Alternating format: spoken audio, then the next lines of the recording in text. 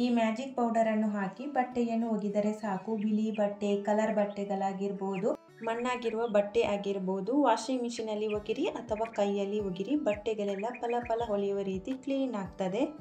Hello hi friends, welcome back to my channel. ಇವತ್ತಿನ ವಿಡಿಯೋದಲ್ಲಿ ಮಹಿಳೆಯರಿಗೆ ಉಪಯೋಗವಾಗುವಂಥ ಕೆಲವೊಂದು ಟಿಪ್ಸ್ಗಳನ್ನು ಶೇರ್ ಮಾಡ್ತಾ ಇದ್ದೀನಿ. ವಿಡಿಯೋವನ್ನು ಸ್ಕಿಪ್ ಮಾಡದೆ ಕೊನೆವರೆಗೆ ನೋಡಿ. ಮೊದಲನೇ ಟಿಪ್ ನೋಡಿ, ಸೀರೆಯನ್ನು ರೆಗ್ಯುಲರ್ ಆಗಿ ಮಡಚ್ತೀವಲ್ಲ ಹಾಗೇನೆ ಮಡಚಿ ನಂತರ ನೋಡಿ ಈ ತರ ಫೋಲ್ಡ್ ಮಾಡಬೇಕು. ಸೀರೆ ಒಂದು ಕಡೆ, ಬ್ಲೌಸ್ ಒಂದು ಕಡೆ ಇಟ್ಟು ಸೀರೆ ಉಡಿಯುವಾಗ ಬ್ಲೌಸ್ ಅನ್ನು ಹುಡುಕಬೇಕು. ಎಲ್ಲಿ ಇಟ್ಟಿದ್ದೀವಿ ಅಂತ ಹುಡುಕುವಾಗ ಎಲ್ಲಾ ಸೀರೆಯನ್ನು ಎಲ್ದು ಹಾಕ್ತೀವಿ, ಮತ್ತೆ ಅದನ್ನೆಲ್ಲ ಮಡಚಿ ಇಡಬೇಕಾಗ್ತದೆ. ಆ ತರ ಆಗಬಾರ್ದಾದ್ರೆ ನೋಡಿ ಸೀರೆಯನ್ನು ಈ ತರ ಮಡಚಬೇಕು. ಸೀರೆ ಮೇಲ್ಗಡೆ ಒಂದು ಫೋಲ್ಡ್, ಕೆಳಗಡೆಯಿಂದ 2 ಫೋಲ್ಡ್ ಮಾಡಿ ನೋಡಿ ಈ ತರ ಪಾಕೆಟ್ ಇದೆ ನೋಡಿ, ಇಲ್ಲಿ ಸೀರೆಯನ್ನು ಒಳಗೆ ಹಾಕಿ ಇಡಬೇಕು. ಈ ತರ ಫೋಲ್ಡ್ ಮಾಡೋದ್ರಿಂದ ಟ್ರಾವೆಲ್ ಮಾಡುವಾಗ ಈಸಿಯಾಗಿ ತಕೊಂಡು ಹೋಗ್ಬೋದು. ಈ ತರ ಫೋಲ್ಡ್ ಮಾಡಿ ವಾರ್ಡ್ರೋಬ್ ನಲ್ಲಿ ಇಡೋದ್ರಿಂದ ಬ್ಲೌಸ್ ಮತ್ತೆ ಸಾರಿ ಒಂದೇ ಕಡೆ ಸಿಗ್ತದೆ. ಈ ತರ ಫೋಲ್ಡ್ ಮಾಡಿ ಸಾರಿಯನ್ನು ವಾರ್ಡ್ರೋಬ್ ನಲ್ಲಿ ಇಡೋದ್ರಿಂದ ಸಾರಿ ತೆಗೆಯುವಾಗ ಕೆಳಗೆ ಬಿದ್ದರೆ ಸಹ ಫೋಲ್ಡ್ ಏನಾಗಲ್ಲ. ಇದ್ರ ಒಳಗಡೆ ಬ್ಲೌಸ್ ಅನ್ನು ಇಡ್ತಾ ಇದ್ದೀನಿ. ಪೆಟಿಕೋಟ್ ಬ್ಲೌಸ್ ಅನ್ನು ಸಹ ಇಡಬಹುದು, ಒಂದೇ ಕಡೆ ಸಿಗ್ತದೆ ಸಾರಿ ಮತ್ತೆ ಬ್ಲೌಸ್. ಈ ತರ ಎಲ್ಲ ಸೀರೆಯನ್ನು ಮಡಚಿಡೋದ್ರಿಂದ ತುಂಬಾ ಚೆನ್ನಾಗಿ ಕಾಣ್ತದೆ. ಫಂಕ್ಷನಿಗೆ ಹೋಗ್ಲಿಕ್ಕೆ ಇರುವಾಗ ಸೀರೆ ಒಂದು ಕಡೆ, ಬ್ಲೌಸ್ ಒಂದು ಕಡೆ ಇಟ್ಟು ಹುಡುಕ್ಬೇಕಾಗ್ತದೆ ನೋಡಿ. ಈ ತರ ಇಟ್ರೆ ಸೀರೆ ಮತ್ತೆ ಬ್ಲೌಸ್ ಒಂದೇ ಕಡೆ ಸಿಗ್ತದೆ. ಈಸಿ ಫೋಲ್ಡಿಂಗ್, ಈಸಿಯಾಗಿ ಸೀರೆ ಮತ್ತೆ ಬ್ಲೌಸ್ ಒಂದೇ ಕಡೆ ಸಿಗ್ತದೆ ಈ ತರ ಸೀರೆಯನ್ನು ಮಡಚಿಡೋದ್ರಿಂದ. ನೆಕ್ಸ್ಟ್ ಟಿಪ್, ಸಿಲ್ಕಿ ಸೀರೆಗೆ ಐರನ್ ಮಾಡುವಾಗ ನೋಡಿ ನಾವು ಈ ತರ ಐರನ್ ಮಾಡ್ತೀವಲ್ಲ, ಈ ತರ ಐರನ್ ಮಾಡಬಾರ್ದು. ಸಿಲ್ಕ್ ಸಾರಿಗೆ ಐರನ್ ಮಾಡುವಾಗ ಡೈರೆಕ್ಟ್ ಆಗಿ ಐರನ್ ಮಾಡಿದ್ರೆ ಜರಿಯೆಲ್ಲ ಹಾಳಾಗ್ತದೆ. ಡೈರೆಕ್ಟ್ ಆಗಿ ಐರನ್ ಮಾಡಬಾರ್ದು. ಐರನ್ ಮಾಡುವಾಗ ನೋಡಿ ಈ ತರ ಕಾಟನ್ ಬಟ್ಟೆ ಸಾರಿ ಮೇಲೆ ಇಟ್ಟು, ತೆಳುವಾಗಿರುವಂತ ಕಾಟನ್ ಬಟ್ಟೆ ಸಾರಿ ಮೇಲೆ ಇಟ್ಟು ನಂತರ ಐರನ್ ಮಾಡಬೇಕು. ಬಟ್ಟೆ ಬದಲಿಗೆ ಪೇಪರ್ ಅನ್ನು ಸಾರಿ ಮೇಲೆ ಇಟ್ಟು ಸಹ ಐರನ್ ಮಾಡಬಹುದು ನೋಡಿ. ಈ ತರ ಐರನ್ ಮಾಡೋದ್ರಿಂದ ಸೀರೆದು ಕ್ವಾಲಿಟಿ ಹಾಳಾಗಲ್ಲ, ಸೀರೆದು ಶೈನಿಂಗ್ ಹಾಗೇನೆ ಇರ್ತದೆ. ಸಿಲ್ಕ್ ಸಾರಿಗೆ ಐರನ್ ಮಾಡಬೇಕಾದ್ರೆ ಡೈರೆಕ್ಟ್ ಆಗಿ ಐರನ್ ಮಾಡಬಾರ್ದು. ನೆಕ್ಸ್ಟ್ ಟಿಪ್, ನಾನಿಲ್ಲಿ ಒಂದು ಪಂಚೆ ತಗೊಂಡಿದ್ದೀನಿ. ಸುಮಾರು ಸೀರೆಯನ್ನು ಸುತ್ತಿ ಇಡಬಹುದು ಪಂಚೆಯಲ್ಲಿ. ಸೀರೆಯನ್ನು ಪಂಚೆಯಲ್ಲಿ ಸುತ್ತಿಡುವುದರಿಂದ ಸೀರೆಯಲ್ಲಿ ಡಸ್ಟ್ ಕುತ್ಕೊಳ್ಳುವುದಿಲ್ಲ. ಕೆಲವೊಂದು ಸಾರಿಯನ್ನು ನಾವು ವೇರ್ ಮಾಡುವುದಿಲ್ಲ, ವರ್ಷಕ್ಕೊಂದು ಸಲ ವೇರ್ ಮಾಡ್ತೀವಿ, ಅದನ್ನು ಹಾಗೇನೆ ಇಟ್ಟರೆ ಡಸ್ಟ್ ಎಲ್ಲ ಕುತ್ಕೊಳ್ತದೆ ನೋಡಿ. ಈ ತರ ನಾವು ಪಂಚೆಯಲ್ಲಿ ಸುತ್ತಿಡೋದ್ರಿಂದ ಡಸ್ಟ್ ಎಲ್ಲ ಕುತ್ಕೊಳ್ಳುವುದಿಲ್ಲ. ಪಂಚೆಯಲ್ಲಿ ನೋಡಿ ಈ ತರ ಒಂದು ಸೀರೆಯನ್ನು ಇಟ್ಟು ಸುತ್ತುದು, ಮತ್ತೊಂದು ಸೀರೆಯನ್ನು ಇಟ್ಟು ಇನ್ನೊಂದು ಸುತ್ತುದು. ತುಂಬಾ ಹಣ ಕೊಟ್ಟು ತಗೊಂಡಿರ್ತೀವಿ, ಕಮ್ಮಿ ವೇರ್ ಮಾಡ್ತಾ ಇರ್ತೀವಿ, ಹಾಗೇನೆ ಕಬೋಟಿನಲ್ಲಿ ಇಟ್ಟಾಗ ಸಾರಿ ಎಲ್ಲ ವೈಟ್ ಆಗಿರ್ತದೆ. ಕೆಲವೊಂದು ಸಾರಿ ನಾವು ಕಮ್ಮಿ ವೇರ್ ಮಾಡೋದು ನೋಡಿ, ಆವಾಗ ಸಾರಿಯನ್ನು ತೆಗೆದು ಬಿಸಿಲಿಗೆ ಗಾಳಿಗೆ ಒಣಗಿಸ್ಬೇಕು. ತುಂಬಾ ಬಿಸಿಲಿನಲ್ಲಿ ಹಾಕಬಾರ್ದು, ಕಲರ್ ಫೇಡ್ ಆಗ್ತದೆ. ಸ್ವಲ್ಪ ನೋಡಿ ಬಿಸಿಲಿನಲ್ಲಿ ಹಾಕಿದ್ರೆ ಸಾಕು. ಸೀರೆಯನ್ನು ಮಡಚಿಟ್ಟಿರ್ತೀವಿ, ಆವಾಗ ತೆಗೆದು ಉಲ್ಟಾ ಮಡಚಿಡ್ಬೇಕು, ಇಲ್ಲದ್ರೆ ಅದರಲ್ಲಿ ಮಾರ್ಕ್ ಹಾಗೇನೆ ಇರ್ತದೆ ನೋಡಿ. ಈ ತರ ಒಂದು ಪಂಚೆಯಲ್ಲಿ ಸುಮಾರು ಸೀರೆಯನ್ನು ಸುತ್ತಿ ಇಡಬಹುದು. ಸಾರಿ, ಪೆಟಿಕೋಟ್, ಬ್ಲೌಸ್ ಅನ್ನು ನೋಡಿ ಈ ತರ ಒಟ್ಟಿಗೆ ಇಡಬಹುದು ನೋಡಿ. ನೋಡ್ಲಿಕ್ಕೆ ಸಹ ತುಂಬಾ ಚಂದ ಕಾಣ್ತದೆ ನೋಡಿ. ಈ ತರ ಪಂಚೆಯಲ್ಲಿ ಸೀರೆಯನ್ನು ಸುತ್ತಿ ಇಟ್ಟರೆ ತುಂಬಾ ದಿನದವರೆಗೆ ಬಾಳಿಕೆ ಬರ್ತದೆ, ಡಸ್ಟ್ ಕುತ್ಕೊಳ್ಳುವುದಿಲ್ಲ ನೋಡಿ. ಈ ತರ ಸುತ್ತಿ ಕಬೋಟಿನಲ್ಲಿ ಇಟ್ಟರೆ ನೋಡ್ಲಿಕ್ಕೆ ಸಹ ತುಂಬಾ ಚಂದ ಕಾಣ್ತದೆ. ಯಾವ ಸೀರೆ ಬೇಕು ನೋಡಿ ಆ ಸೀರೆಯನ್ನು ಈಸಿಯಾಗಿ ತೆಗಿಬಹುದು. ನೆಕ್ಸ್ಟ್ ಟಿಪ್ ನೋಡಿ, ಸೋಪ್ ತಗೊಂಡು ಬಂದಾಗ ಸೋಪನ್ನು ಯೂಸ್ ಮಾಡಿ ಬಾಕ್ಸ್ ಅನ್ನು ವೇಸ್ಟ್ ಅಂತ ಬಿಸಾಡ್ತೀವಿ ನೋಡಿ. ಈ ತರ ಕವರ್ ಇರ್ತದೆ ನೋಡಿ, ಈ ಕವರ್ ನಾವು ಕಬೋಟಿನಲ್ಲಿ ಇಡಬಹುದು. ಬಟ್ಟೆಗಳ ಮಧ್ಯದಲ್ಲಿ ಇಡೋದ್ರಿಂದ ಬಟ್ಟೆಗಳೆಲ್ಲ ಒಳ್ಳೆ ಪರಿಮಳ ಬರ್ತದೆ. ಕಬೋರ್ಡ್ ಓಪನ್ ಮಾಡಿದಾಗ ಒಳ್ಳೆ ಪರಿಮಳ ಬರ್ತದೆ ನೋಡಿ. ಈ ತರ ಬಟ್ಟೆಗಳ ಮಧ್ಯದಲ್ಲಿ ಕವರ್ ಅನ್ನು ಇಡಬೇಕು.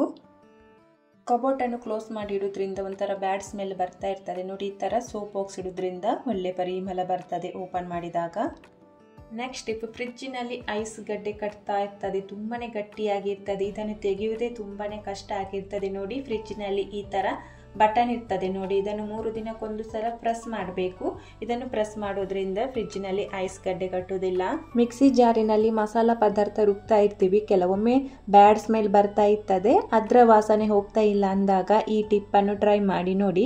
ಎಷ್ಟೇ ವಾಸನೆ ಇದ್ರೂ ಸಹ ಹೋಗ್ತದೆ. ತೆಂಗಿನಕಾಯಿ ಚಿಪ್ಪನ್ನು ಸುಟ್ಟು ನೋಡಿ, ಹೊಗೆ ಬರ್ತಾ ಇದೆ ನೋಡಿ. ಇದನ್ನು ಜಾರಿನ ಒಳಗಡೆ ಹಾಕಿ ಮುಚ್ಚಳ ಕ್ಲೋಸ್ ಮಾಡಬೇಕು. 5 ನಿಮಿಷ ಹಾಗೇನೆ ಬಿಡಬೇಕು. 5 ನಿಮಿಷ ಆದ ನಂತರ ಮಿಕ್ಸಿ ಜಾರಿಂದ ತೆಗಿಬೇಕು. ಈ ತರ ಮಾಡೋದ್ರಿಂದ ಮಿಕ್ಸಿ ಜಾರಿಂದ ಬ್ಯಾಡ್ ಸ್ಮೆಲ್ ಬರುವುದಿಲ್ಲ.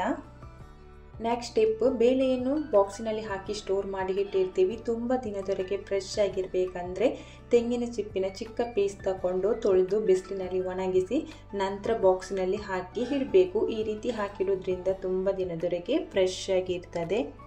ನೆಕ್ಸ್ಟ್ ಟಿಪ್, ಈರುಳ್ಳಿ ಕಟ್ ಮಾಡುವಾಗ ಕಣ್ಣು ಉರಿ ಬರ್ತದೆ, ಕಣ್ಣಿನಲ್ಲಿ ನೀರು ಬರ್ತದೆ. ಜಾಸ್ತಿ ಈರುಳ್ಳಿ ಕಟ್ ಮಾಡಲಿಕ್ಕಿರುವಾಗ ಈ ಟಿಪ್ಪನ್ನು ಟ್ರೈ ಮಾಡಿ. ಜಾಸ್ತಿ ಈರುಳ್ಳಿ ಕಟ್ ಮಾಡಲಿಕ್ಕಿರುವಾಗ ಕಟ್ ಮಾಡುವ ಮುಂಚೆ 10 ನಿಮಿಷ ಈರುಳ್ಳಿಯನ್ನು ಫ್ರೀಝರ್ನಲ್ಲಿ ಇಡಬೇಕು.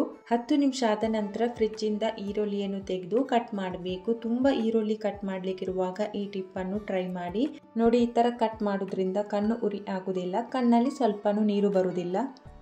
ನೆಕ್ಸ್ಟ್ ಟಿಪ್, 8 ಲವಂಗ ತಗೊಂಡಿದ್ದೀನಿ. ಲವಂಗವನ್ನು ಗ್ಯಾಸ್ ಸ್ಟವ್ ಬರ್ನರ್ ಮೇಲೆ ನೋಡಿ ಈ ಥರ ಇಡಬೇಕು. ಎಲ್ಲ ಲವಂಗವನ್ನು ಬರ್ನರ್ ಮೇಲೆ ಇಟ್ಟಾದ ನಂತರ ನೋಡಿ ಈ ಥರ ನಾನು ಪ್ಲೇಟ್ ಇಡ್ತಾ ಇದ್ದೀನಿ, ಲವಂಗ ಕೆಳಗೆ ಬೀಳಬಾರ್ದಂತ. ನಂತರ ಗ್ಯಾಸನ್ನು ಆನ್ ಮಾಡಬೇಕು. ಇದು ನೋಡಿ ಸುಡ್ತದೆ ನೋಡಿ, ಸುಡಲಿಕ್ಕೆ ಸ್ಟಾರ್ಟ್ ಆಗುವಾಗ ಗ್ಯಾಸನ್ನು ಆಫ್ ಮಾಡಿ. ಲವಂಗಕ್ಕೆ ಬೆಂಕಿ ತಾಕಿದ ತಕ್ಷಣವೇ ಸುಡಲಿಕ್ಕೆ ಸ್ಟಾರ್ಟ್ ಆಗ್ತದೆ. ಲವಂಗವನ್ನು ತೆಗೆದು ಪ್ಲೇಟಿಗೆ ಹಾಕಬೇಕು. ಪೂರ್ತಿಯಾಗಿ ತಣ್ಣಿಗೆ ಆಗಬೇಕು. ತಣ್ಣಿಗೆ ಆದ ನಂತರ ಕುಟಾಣಿಗೆ ಹಾಕಿ ಪುಡಿ ಮಾಡಬೇಕು.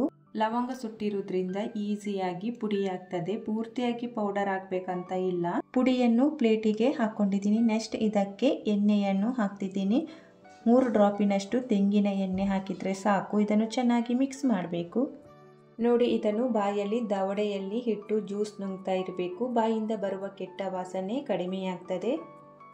ಅಷ್ಟೇ ಅಲ್ಲದೆ ಹಲ್ಲು ನೋವು, ಹುಳುಕು ಹಲ್ಲು, ಒಸಡಿನಲ್ಲಿ ರಕ್ತ ಬರೋದು, ಈ ಥರ ಸಮಸ್ಯೆ ಇದ್ದಾಗ ನೋಡಿ ಮಕ್ಕಳು ಹಾಗೇನೆ ಹಿಡ್ಕೊಳ್ಳೋದಿಲ್ಲ. ಅದಕ್ಕೆ ನೋಡಿ ಈ ಥರ ಯೂಸ್ ಮಾಡೋ ಕಾಲ್ಗೇಟ್ ಪೇಸ್ಟ್ ಇದೆ ನೋಡಿ, ಸ್ವಲ್ಪ ಕಾಲ್ಗೇಟ್ ಪೇಸ್ಟನ್ನು ಹಾಕಿ ಚೆನ್ನಾಗಿ ಮಿಕ್ಸ್ ಮಾಡಿ ಬ್ರಷ್ ಮೇಲೆ ಹಚ್ಚಿ ಹಲ್ಲು ಉಜ್ಜೋದ್ರಿಂದ ಹಲ್ಲು ನೋವಿನ ಸಮಸ್ಯೆ ಸಹ ಕಡಿಮೆಯಾಗ್ತದೆ. ನೆಕ್ಸ್ಟ್ ಟಿಪ್ಪು, ಕಲರ್ ಬಟ್ಟೆ ಅಥವಾ ಬಿಳಿ ಬಟ್ಟೆ ಆಗಿರ್ಬೋದು, ಈ ಮ್ಯಾಜಿಕ್ ಪೌಡರ್ ಹಾಕಿ ವಾಶ್ ಮಾಡೋದ್ರಿಂದ ತುಂಬ ಚೆನ್ನಾಗಿ ಕ್ಲೀನ್ ಆಗ್ತದೆ. ಬಟ್ಟೆ ಹೊಸತರಂತೆ ಆಗ್ತದೆ. ಬಿಳಿ ಬಟ್ಟೆಯಾಗಿರ್ಬೋದು, ಕಲರ್ ಬಟ್ಟೆಯಾಗಿರ್ಬೋದು, ಕೈ ಹತ್ರ ಕೊಲರ್ ಹತ್ರ ನೋಡಿ ಈ ಥರ ಕಲೆ ಇರ್ತದೆ, ಮಣ್ಣಾಗಿರ್ತದೆ ನೋಡಿ. ಇದು ಮಿಷನಲ್ಲಿ ವಾಶ್ ಮಾಡಿದರೆ ಹೋಗೋದೇ ಇಲ್ಲ, ಹಾಗೇ ಇರ್ತದೆ ಮಣ್ಣು. ಈ ರೀತಿ ಇದ್ದಾಗ ಕೈಯಲ್ಲಿ ವಾಶ್ ಮಾಡಿ ಅಥವಾ ಮಿಷನ್ನಲ್ಲಿ ವಾಶ್ ಮಾಡಿ ಈ ಪೌಡರನ್ನು ರೆಡಿ ಮಾಡಿ ವಾಶ್ ಮಾಡೋದ್ರಿಂದ ತುಂಬ ಚೆನ್ನಾಗಿ ಕ್ಲೀನ್ ಆಗ್ತದೆ. ತಿಕ್ಕುದು ಬೇಡ, ಉಜ್ಜುದು ಬೇಡ. ಈ ಪೌಡರನ್ನು ಹಾಕಿ ವಾಶ್ ಮಾಡೋದ್ರಿಂದ ಎಷ್ಟೇ ಮಣ್ಣಿದ್ರೂ ಸಹ ತುಂಬ ಚೆನ್ನಾಗಿ ಕ್ಲೀನ್ ಆಗ್ತದೆ. ಬೌಲ್ ತಗೊಂಡಿದ್ದೀನಿ. ಬೌಲಿಗೆ ಸರ್ಫ್ ಪೌಡರ್ ಹಾಕ್ತಾ ಇದ್ದೀನಿ. ನೀವು ಮನೆಯಲ್ಲಿ ಯಾವ್ದು ಯೂಸ್ ಮಾಡ್ತೀರೋ ನೋಡಿ ಅದೇ ಸರ್ಫ್ ಪೌಡರನ್ನು ಹಾಕಿ ನಂತರ 1 ಸ್ಪೂನ್ ಈನೋ ಪೌಡರ್, 1 ಸ್ಪೂನ್ ಅಡುಗೆ ಸೋಡಾ ಇಷ್ಟನ್ನು ಹಾಕಿ ಚೆನ್ನಾಗಿ ಮಿಕ್ಸ್ ಮಾಡಬೇಕು. ಪೌಡರ್ ರೆಡಿಯಾಗಿದೆ. ಬಟ್ಟೆ ವಾಶ್ ಮಾಡಲಿಕ್ಕೆ ಬಕೆಟಿನಲ್ಲಿ ನೀರು ತಗೊಂಡಿದ್ದೀನಿ. ನೀರಿಗೆ ಶಾಂಪೂ ಹಾಕ್ತಿದ್ದೇನೆ. ನಂತರ ರೆಡಿ ಮಾಡಿಟ್ಟಿರುವಂಥ ಪೌಡರ್ ಹಾಕ್ತಿದ್ದೇನೆ 2 ಸ್ಪೂನ್. ಚೆನ್ನಾಗಿ ಮಿಕ್ಸ್ ಮಾಡಬೇಕು. ಇದರಲ್ಲಿ ಬಟ್ಟೆಯನ್ನು ಹಾಕಿ ವಾಶ್ ಮಾಡೋದ್ರಿಂದ ಬಟ್ಟೆ ತುಂಬ ಚೆನ್ನಾಗಿ ಕ್ಲೀನ್ ಆಗ್ತದೆ. ಬಟ್ಟೆಯನ್ನು ಅರ್ಧ ಗಂಟೆ ನೀರಿನಲ್ಲಿ ನೆನೆಸಿಡಬೇಕು. ಅರ್ಧ ಗಂಟೆ ನೆನೆಸಿಟ್ರೆ ಸಾಕು. ವಾಷಿಂಗ್ ಮಷೀನಲ್ಲಿ ಬಟ್ಟೆಯನ್ನು ವಾಶ್ ಮಾಡ್ತೀರಾದರೆ ಈ ಪೌಡರನ್ನು ಮಷೀನಿಗೆ ಹಾಕಿ ಬಟ್ಟೆಯನ್ನು ವಾಶ್ ಮಾಡೋದು. ಲಿಕ್ವಿಡನ್ನು ಹಾಕಿ ವಾಶ್ ಮಾಡೋದಾದರೆ ಲಿಕ್ವಿಡಿಗೆ 1 ಸ್ಪೂನ್ ಈನೋ, ಅರ್ಧ ಸ್ಪೂನ್ ಅಡುಗೆ ಸೋಡಾ ಹಾಕಿ ಹೇಗೆ ಬಟ್ಟೆ ವಾಶ್ ಮಾಡ್ಕೊತೀರಲ್ಲ ಹಾಗೆಯೇ ವಾಶ್ ಮಾಡೋದು. ಅರ್ಧ ಗಂಟೆ ಆದ ನಂತರ ನೋಡಿ ಎಷ್ಟು ಚೆನ್ನಾಗಿ ಮಣ್ಣೆಲ್ಲ ಹೋಗಿದೆ ನೋಡಿ. ಈ ಥರ ಕೈಯಿಂದ ಉಜ್ಜಿದ್ರೆ ಸಾಕು, ಕ್ಲೀನ್ ಆಗ್ತದೆ. ಬ್ರಷಿಂದ ಉಜ್ಜೋದು ಬೇಡ, ತಿಕ್ಕುದು ಬೇಡ. ನೋಡಿ ಎಷ್ಟು ಚೆನ್ನಾಗಿ ಬಟ್ಟೆ ಕ್ಲೀನ್ ಆಗಿದೆ ನೋಡಿ. ಜಾಸ್ತಿ ಬ್ರಷಿಂದ ಉಜ್ಜಬಾರ್ದು, ಬಟ್ಟೆ ಹೊಳಪು ಹೋಗ್ತದೆ, ಹಳೆಯ ಬಟ್ಟೆ ಹಾಗೆ ಆಗ್ತದೆ ನೋಡಿ. ಈ ಥರ ಬಟ್ಟೆ ವಾಶ್ ಮಾಡೋದ್ರಿಂದ ತುಂಬ ಚೆನ್ನಾಗಿ ಬಟ್ಟೆ ಕ್ಲೀನ್ ಆಗ್ತದೆ. ನೆಕ್ಸ್ಟ್ ಟಿಪ್ಪು, ವಾಷಿಂಗ್ ಮಷೀನಿಗೆ ಬಟ್ಟೆಯನ್ನು ಹಾಕುವಾಗ ಚೆಕ್ ಮಾಡಿ ಬಟ್ಟೆಯನ್ನು ಹಾಕಬೇಕು. ಕೆಲವರು ಮಿಷಿನಿಗೆ ಬಟ್ಟೆಯನ್ನು ಹಾಕುವಾಗ ಚೆಕ್ ಮಾಡೋದಿಲ್ಲ, ಬಟ್ಟೆಯನ್ನು ಬಿಡಿಸಿ ನೋಡಲ್ಲ, ಹಾಗೇನೆ ಹಾಕ್ತಾರೆ. ಈ ತಪ್ಪನ್ನು ಯಾವುದೇ ಕಾರಣಕ್ಕೂ ಮಾಡಬೇಡಿ. ಕೆಲವೊಂದು ಸಾರಿ ಜೇಬಿನಲ್ಲಿ ಕಾಯಿನ್, ಪಿನ್, ಕ್ಲಿಪ್ ಇರ್ತದೆ, ಇದನ್ನು ಹಾಗೇನೆ ಹಾಕಿದರೆ ಮಿಷನ್ ಹಾಳಾಗ್ತದೆ. ಬಟ್ಟೆ ಹಾಕುವಾಗ ನೋಡಿ ಹಾಕಬೇಕು. ಜೇಬಿನಲ್ಲಿ ಏನಾದರೂ ಇದೆಯಾ, ಬಟ್ಟೆಯಲ್ಲಿ ಏನಾದರೂ ಇದೆಯಾ, ಬಟ್ಟೆಯಲ್ಲಿ ಪಿನ್ ಹಾಕಿದ್ದೇವಾ ಅಂತ ನೋಡಿ ಚೆಕ್ ಮಾಡಿ ಇದ್ರೆ ತೆಗೆದು ಬಟ್ಟೆಯನ್ನು ಮಷೀನಿಗೆ ಹಾಕಬೇಕು. ವಿಡಿಯೋ ಇಷ್ಟ ಆದರೆ ಲೈಕ್ ಮಾಡಿ, ಚಾನಲನ್ನು ಸಬ್ಸ್ಕ್ರೈಬ್ ಮಾಡದೆ ನೋಡ್ತಿದ್ರೆ ಸಬ್ಸ್ಕ್ರೈಬ್ ಮಾಡಿ. Thank you for watching.